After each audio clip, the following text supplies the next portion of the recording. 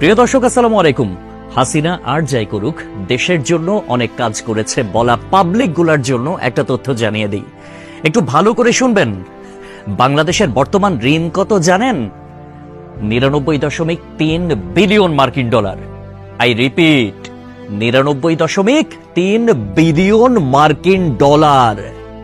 আর গত বছরে পাচার হয়েছে কত জানেন? 94 বিলিয়ন মার্কিন ডলার। হিসাব করে দেখলাম, তিনি যেই টাকা পাচার করেছেন সেই টাকা দিয়ে মাত্র 697টা মেট্রো রেল, 397টা স্যাটেলাইট আর 36টা পদ্মা সেতু বানানো যেত।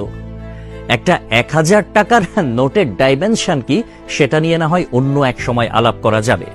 ধরুন 11 লক্ষ কোটি টাকা 1000 টাকার নোট দিয়ে একটার উপর একটা রাখলে এর উচ্চতা কত হবে জানেন? 2750